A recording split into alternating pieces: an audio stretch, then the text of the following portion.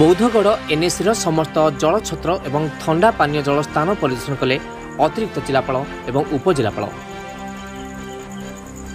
आज 20/3/2025 तारीख गुरुवार अपराह 2 घटिया समय बौद्ध सहर में एनएसी पक्षर जनसाधारण खोला 15 गोटी जलछत्र परिदर्शन कर अतिरिक्त जिलापाल अनिरुद्ध प्रधान और उपजिलापाल प्रवीण कुमार बाणुआ।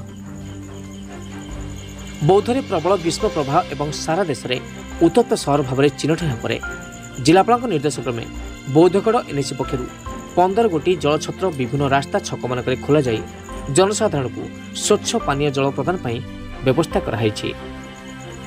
उक्त व्यवस्था किपरि भाव परिचालित होछि से संपर्क में अतिरिक्त जिलापाल और उपजिलापाल परिदर्शन करथिले।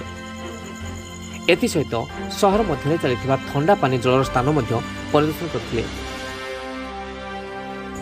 पानीय जल स्थान परिदर्शन करी स्थिति परीक्षा पर जिलापाल श्रीयुक्त सुब्रत कुमार पंडा को तथ्य प्रदान करछन्ती। एही विषय समस्ते तत्पर रहित सहित अधिकारी माने मानवीयता दृष्टिकोण निज कार्यालय सम्मुख में ठंडा पानीय जल बंटन व्यवस्था करने परामर्श दैछन्ती। बौद्धरू आबू खान रिपोर्ट।